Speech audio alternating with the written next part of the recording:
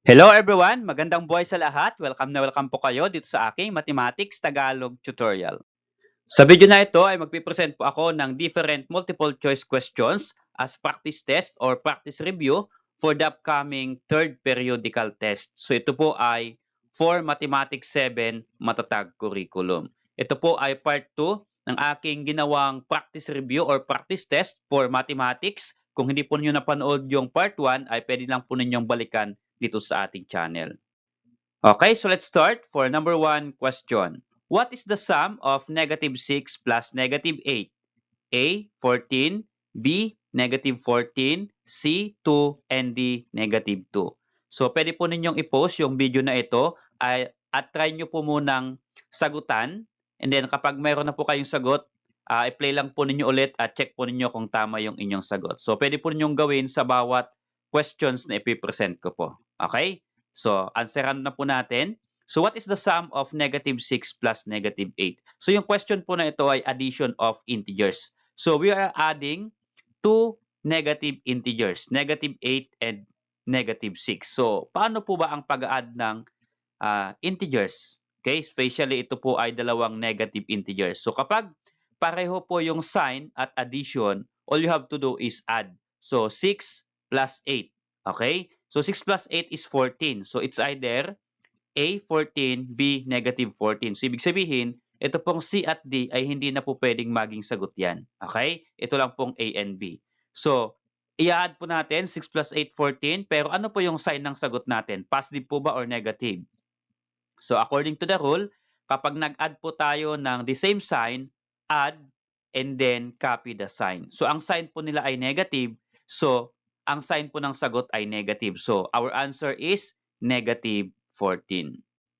Okay, for number 2 question, if 6 is subtracted from 4, the result is blank. We have A, negative 10, B, 10, C, negative 2, and D, 2. Okay, so ano po ba itong statement na ito? This is subtraction of integers from the word subtracted. Okay? So if 6 is subtracted from 4, the result is blank. So meron pong mag-subtract tayo kaagad-agad without writing first in numerical expression. In numerical po muna natin. Okay, choose yung 6 daw ay susubtract natin mula sa 4. If you're going to write it, itong 6 ay susubtract natin mula sa 4. Okay, so yan po yung ibig sabihin ng ating statement. 6 is subtracted from 4, so 4 minus 6. So what is the answer for 4 minus 6? That is equal to negative 2. Okay? So our answer is letter C, negative 2. Okay, for number 3 question, which of the following is the difference when negative 2 is subtracted by negative 11? A, 9, B, negative 9, C, 13, and D, negative 13. Okay, so ito po ang number 3 question ay about subtraction of integers. Okay, we're going to subtract negative 2 by negative 11. So kapag ilalagay po natin in numerical expression, ganito po yun. So negative 2 minus negative 11. So, ganyan po yan. Okay? So, paano po kaya natin sisimplify itong negative 2 minus negative 11? So, kapag ganito po yung given na magkasunod po yung minus at negative, according to the rule, gagawin po natin siyang addition. Okay? So, ito pong dalawang dash na magkasunod, didiretso po natin at gawin po nating plus. So, this will become negative 2 plus 11. Okay? So, we are adding two integers, negative 2 and 11. So, according to the rule, kapag mag-add tayo ng magkaibang sign, 2 is negative, 11 is positive, you're going to subtract. Okay? So, 11 minus 2 is equal to 9. So, it's either ang sagot po natin ay A or B kasi pareho po silang 9. Ito pong C and D ay hindi na po pwedeng maging sagot yan. Okay? Ano po yung sign ng sagot? Okay? So, 11 minus 2 is 9. Ngayon, tignan po natin yung dalawang integers. So, 2 is negative, 11 is positive. Alin po ang mas malaki? 11 or 2? 11 po. At ang sign po ng 11 ay positive. So, positive po ang sign na magiging sagot natin. So, ito pong positive 9, letter A. Okay, so how about this number 4 question? What is the result of 7 minus negative 4? A, negative 11, B, 11, C, negative 3, and D, 3. Okay, so the same with number 3, meron po siyang minus negative. Okay, so again, kapag ganito pong magkasunod na minus at negative, ang gawin lang po natin dyan ay gawin po natin yung plus. Okay. So yung minus at negative, magiging plus po yan. So this will become 7 plus 4. And what is 7 plus 4? Positive 11. So ito pong sagot natin, letter B. Okay, for number 5 question. What is the sum when 2 is added to negative 7? A 5, B negative 5, C 9, and D negative 9. Okay, so again, pwede po ninyong sagutan orally. So ano pong sagot dito? So i-post nyo po itong video na ito. Okay, so sagutan po natin. 2 added to negative 7. Ito po ay magiging 2 added to negative 7. Okay? So, ito po, 2 plus negative 7. So, we are adding positive 2 and negative 7. So, magkaiba po sila ng sign, negative and positive. All you have to do is subtract. 7 minus 2 is 5. So, it's either A or B. Okay, so ano ang sign ng 2? Positive. Ano ang sign ng 7? Negative. Anong mas malaki? 2 or 7? So, 7 po. Ano po yung kanyang sign? Negative. So, ang sagot po natin, ang sign po niya ay negative. And then yung subtraction natin kanina na 5, so that is negative 5. So our answer for 2 plus negative 7 is negative 5, letter B. Okay, for number 6 question, perform the operation 4 plus negative 6 minus 3 equal to blank. A, negative 1, B, 7, C, negative 7, and D, negative 5. Okay, so you can pause yung video na ito. Try nyo munang i-compute ulit. And then later, play po ninyo at check nyo po yung sagot ninyo. So ano po yung sagot natin dyan? 4 plus negative 6 minus 3. So first, ito mo munang ating i-add tong 4 and negative 6. Okay? So what is 4 plus negative 6? We are adding different signs. So subtract. 6 minus 4, 2. Okay? 6 minus 4 is 2. Lagyan ko po dito, 2. Okay? And then ano po yung sign ng magiging sagot natin? Ang sign po ay negative. So bakit po negative? Kasi ang mas malaki sa between 4 and 6 ay 6. Ang sign po ng 6 ay negative. So negative po yung ating magiging sagot. Okay? So negative 2. And then yung negative 2 na ito, dugsong na natin itong kasunod minus 3. So negative 2, then minus 3. So what is negative 2 minus 3? Ito, hirap na hirap po yung ibang bata kung paano po i-simplify itong negative 2 minus 3. So, ang sagot po natin dyan ay negative 5. Okay? That is letter D. Okay, for number 7 question, what is the result of 3 times negative 4? So, ito pong close and open parenthesis. At ang ibig sabihin po nito ay multiplication. Okay, so ito po ay 3 times negative 4. So, in multiplying integers, wala pong pagbabago. So, just multiply. 3 times 4 is 12. So, ito lang po yung 12 dito sa ating choices. So, ito po ay 1, negative 1, 7, at 12. So, ito lang po yung 12. So, ibig sabihin, ito po yung sagot. Pero negative nga po ba yung sagot? Okay, so according to the rule, if we multiply different sign, always the sign of the product is negative. Okay? Kaya 3 times 4 is 12, and then yung sign po niya ay negative. Okay? Ito po ay magiging negative 12. Okay? Okay, for number 8 question, what is the sign of the product of multiplying two negative integers? A positive, B negative, and C neither. So ano po yung sign ng product if you multiply two negative integers? So if you multiply two negative integers, then what is the sign of the product? The sign is always positive. Okay? According to the rules of multiplication of integers, if you multiply the same sign, always the product is positive. Okay? Kung parehong positive, positive ang sagot. Kung parehong negative, positive ang sagot. So our answer is letter A, positive. For number 9 question, what is the result of negative 4 divided by negative 8? Okay, ito naman po number 9 question ay about division of integers. So we have 8 choices. Negative 4, 4, negative 3, 3. Okay, so paano nga po ba yung pag-divide ng integers? So the same way, the same process, i-divide lang po natin. Disregard mo natin yung kanilang sign. What is 24 divided by 8? 24 divided by 8 is equal to 3. So ito lang po yung ating pamimilian, C at D. kasi pareho pong 3. Pero ano nga po ba yung sign ng magiging quotient natin o sagot? Okay, so if you divide both negative, then always the answer is positive. Okay, so our answer is letter D, positive 3. So pag nagdi-divide po tayo ng magkaparehong sign, always ang sagot po ay positive. Kung positive divide by positive, positive. Kung negative divide by negative, positive pa rin. Okay? So at yung pag-divide the same way, 24 divided by 8 is 3. Okay, for number 10 question. What is the quotient when negative 12 is divided by 4? A, negative 16, B, negative 8, C, negative 3, and D, positive 3. So kapag ilalagay po natin into expression, yan po ay negative 12 divided by 4. Okay, ganyan po yan. Is equal to blank. So ganyan po yung kanyang numerical expression. So what is negative 12 divided by 4?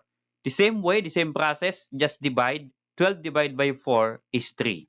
Okay? So andito po yung sagot natin sa C, negative 3 at D, positive 3. Kasi ang 12 divided by 4 po ay 3. Ngayon, ano po yung sign ng sagot? We are dividing different signs. 12 is negative, 4 is positive. So pag magkaiba po yung sign na i-divide natin, always ang sagot po ay negative. Okay? So between C and D, ang negative po ay letter C. So our answer is negative 3. Okay, for number 11 question, in performing the operation, which of the following has the least result? So we have A, 3 times negative 2, B, negative 3 times negative 1, C, negative 6 divided by negative 3, and D, 6 divided by negative 2. Okay, kapag isi-simplify po natin yung operation sa bawat choices, alin daw po dito yung pinaka mababang integer ang sagot? Okay, so hindi po natin makikita kaagad, so ibig sabihin, kailangan po nating i-simplify bawat choices. So, unahin po natin yung letter A. What is 3 times negative 2?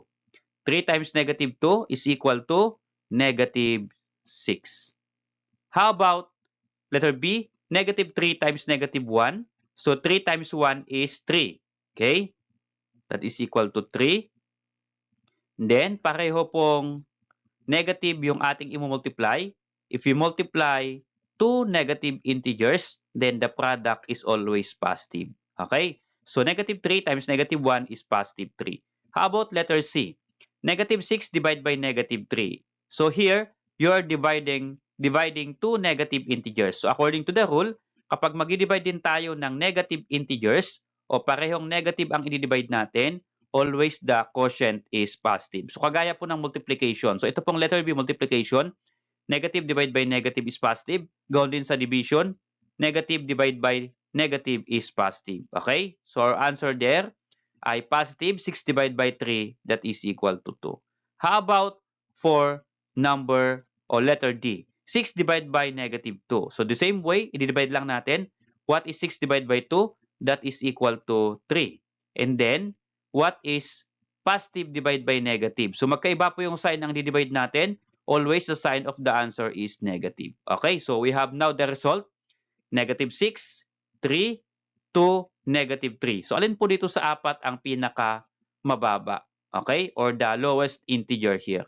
So, ang pinaka mababa po dito ay ito pong negative 6. So, ibig sabihin, ito po yung may least result, letter A. For number 12 question, in dividing two integers with different signs, the quotient is always blank. A positive, B negative, and C neither.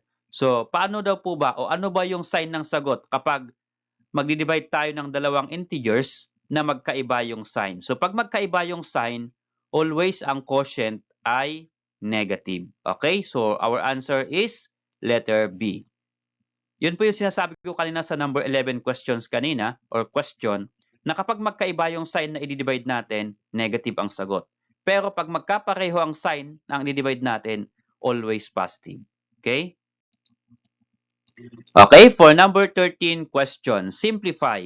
2 plus, open parenthesis, negative 3 plus 5, close parenthesis, minus 6 is equal to blank. Okay, we have choices A, 2, B, negative 2, C, 4, and D, negative 4. So, hindi po natin makukuha yung tamang sagot without simplifying the expression.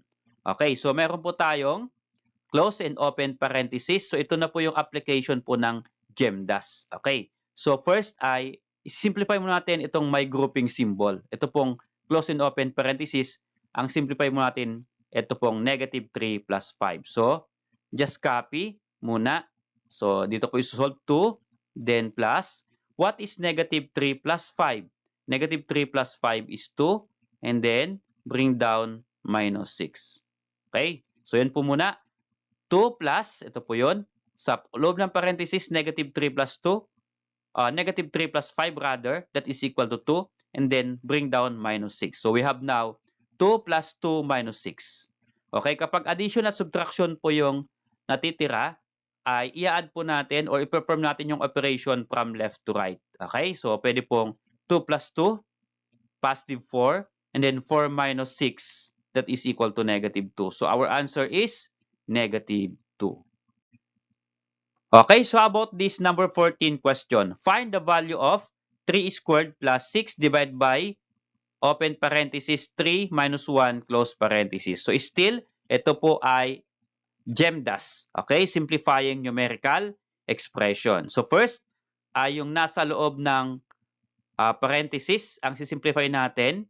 At pwede rin pong isabay itong exponent kasi magkaiba po yung o magkalayo naman itong 3 squared at ito pong may parenthesis. Hindi naman po maapektuhan yung bawat isa. Okay, so pwede na pong isimplify ito. What is 3 squared? Meaning to say that is 3 times 3, that is equal to 9. So 3 squared is equal to 9, then plus, and then 6, then divide by. Okay, so ito po, divide natin yung sagot dito sa loob ng parenthesis. 3 minus 1 is equal to 2. Okay, so divided by 2. So we have now 9 plus 6 divided by 2. So addition and division po yung ating operation. Ano po yung unahin? Okay, so sa MDAS, unahin po natin yung division. So what is 6 divided by 2? Okay, 6 divided by 2, that is equal to 3. Okay, baba ko po dito. Okay, magiging ganito po yan. Okay, so 9 plus, ito po yun, 6 divided by 2 is 3. So we have now 9 plus 3, that is equal to 12. So may 12 po ba tayo sa ating choices? Yes, that is letter A, 12. For number 15 question, what is the result of open parenthesis 5 plus 1 close parenthesis square divided by 4 minus 2? Okay, so again, ito po yung GEMDAS, simplifying numerical expression. So first ay, ito po munang nasa loob ng parenthesis ang sisimplify. So what is 5 plus 1? That is equal to 6. Okay, so this becomes 6. And then meron po siyang square. Sa labas ng parenthesis, ito po ay magiging 6 square. Ito po yung kanyang square. So 5 plus 1 is 6. And then baba po natin itong kadugtong niya. So divided by 4, then minus 2. Okay? Minus 2. Okay, we have now 6 squared divided by 4 minus 2. So according to the rule, exponent po muna bago yung operation. Okay? So exponent, what is 6 squared? Ang ibig sabihin po ng 6 squared ay 6 times 6. That is equal to 36. Okay, 36 divided by 4, then minus 2. So we have now 36 divided by 4 minus 2. So we have operations, division, and subtraction. Ano pong unahin? So sa MDAS, unahin po natin yung division. So what is 36 divided by 4? Ang sagot po natin ay 9. And then subtract natin sa 2. 9 minus 2, that is equal to 7. Okay, meron po ba tayong 7 sa ating choices? Yes, meron po. Ito pong letter D. So D is equal to 7. For number 16 question, in numerical expression, we have a bracket here, open bracket, 3 times, open parenthesis, 5 minus 2, close parenthesis, square, plus 5, close bracket, divided by 16. Which operation will be simplified form? Addition, subtraction, multiplication, and exponent. Okay, so ito po yung ating numerical expression. Sa pagsisimplify po nito, alin daw po dito yung pinakang una na gagawin natin? Okay, so of course, sa GEMDAS, ang una ay grouping symbol. Pero dalawa po yung ating grouping symbol natin. Ito pong bracket at itong parenthesis. Since yung parenthesis po ay inside bracket, ang unahin po natin ay yung nasa loob. Ano po? So, ibig sabihin, ang unahin po natin i-simplify ay ito pong nasa loob ng open and close parenthesis. Ito pong 5 minus 2. So, ang operation po muna, pinaka-first na operation na gagawin natin ay ito pong subtraction. 5 minus 2. Okay? At ito po ay letter B sa ating choices. Okay, for number 17 question. Which of the following numerical expressions has a positive result? So we have I, or ito po ay yes, I, 2 plus, open parenthesis, negative 3 plus 5, close parenthesis, minus 6, 2i, 22 minus, open parenthesis, 3 minus 5, close parenthesis, minus 1, 3i, 2 plus, open parenthesis, negative 1 plus 9, close parenthesis, minus 9. So, alin daw po dito ang magbibigay ng positive result? Ibig sabihin, positive integer po ang magiging sagot. So, we have choices, I and 2i, B, 2i and 3i, letter C, I and 3i, and letter D, lahat po kay 1i, 2i, and 3i. So, para makuha po natin yung tamang sagot, kailangan simplify natin. Okay? So, ito po ay meron siyang close and open parenthesis. Unahin po natin ito. What is negative 3 plus 5? Negative 3 plus 5 is equal to 2. Okay? So, ang sagot po natin dyan sa loob ng parenthesis ay 2. Okay, so we have now 2 plus 2 minus 6. Okay, dalawa na lang po yung operation, plus and then minus. Ibig sabihin, pwede pong i-perform from left to right. So, 2 plus 2 is 4. 4 minus 6, that is equal to negative 2. Okay, so yung I po natin ay negative 2. So, hindi po yan pwede kasi negative ang sagot. Ang hinahanap po ng problem ay positive. So, ito po ay negative. So, cross out po natin yung I. How about 2i? 22 minus, okay? Meron tayong close and open parenthesis. Unahin po natin ito. What is 3 minus 5? 3 minus 5 is equal to negative 2. Okay. So we have now 22 minus negative 2 minus 1. Okay. Since pareho pong minus, from left to right na po ang pagpe-perform natin. What is 22 minus negative 2? So again, ito po ay minus at negative. Magkasunod po yung minus negative, ito po ay magiging plus. So, magiging 22 plus 2, that is equal to 24, and then minus 1, 23. So, ang sagot po natin sa 2i is positive 23. Okay? How about 3i? 2 plus, sa loob ng parenthesis ay negative 1 plus 9. Okay, what is negative 1 plus 9? That is positive 8. So, we have now 2 plus 8 minus 9. Okay, so from left to right po ang gagawin natin kasi past addition and subtraction lang. What is 2 plus 8? That is 10. Then 10 minus 9, that is equal to 1. So our answer for 3i is equal to 1. So we have now negative 2, 23, positive 1. So alin daw po dyan ang may positive result? Ang may positive result po ay ito pong 2 at 3. So meron po ba yan sa ating choices, yung 2 at 3? Ito po ay letter B dito sa ating choices. For number 18 question, what is the absolute value of negative 11? So, nasa absolute value na po natin. Ang absolute value ay ganito po, negative 11. Okay, yan po yan. So, absolute value of negative 11. So, ang ibig sabihin po ng absolute value ay gawin po nating positive yung negative. O ang ibig sabihin po ng absolute value, another concept ay yung distance po ng negative 11 mula po 0. So, ibig sabihin pag sinabing distance ay positive integer po yan. So, ang absolute value po ng negative 11 ay positive 11. Gawin lang po nating positive. So, that is letter A. Okay, for number 19 question, the symbol X o dalawang line and then X sa gitna is read as blank. A, absolute value of X. B, the distance of X from 0. C, the value of X is always negative. And D, both A and B. So ano po ang basa nito? Ang basa po nito ay pwede pong absolute value of x, ito pong letter A. Okay? So, pwede pong basa niyan, absolute value of x. How about this one? The distance of x from 0. So, pwede rin pong basahin ito, since ito po ay absolute value, in other term, pwede pong the distance of x from 0. Okay? Yun po ang ibig sabihin ng absolute value. So, pwede pong ganun po ang basa dito sa letter B.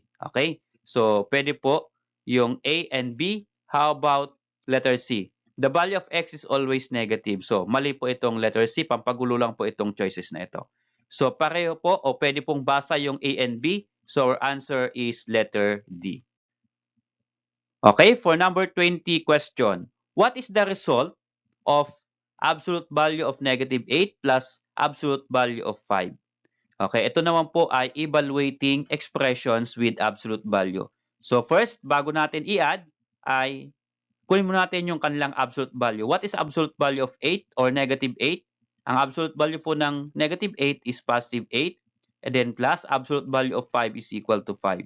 Now, we can now add kasi wala na po yung kanilang absolute value symbol. So, what is 8 plus 5?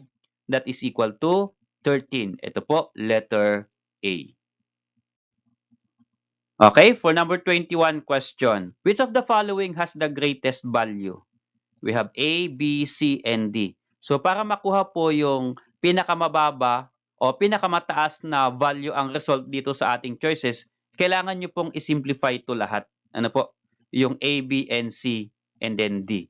So kapag sinimplify po natin lahat, makikita po yung pinakamataas na value. At ang pinakamataas pong value dito ay letter D. Okay? So ito po yung ating sagot. So try nyo po nga po sagutan kung tama po yung aking sagot. Salamat sa pod kaibigan. Kung natuto ka sa video na ito at nagustuhan mo, please click like and then subscribe kung bago ka lang po dito sa aking channel.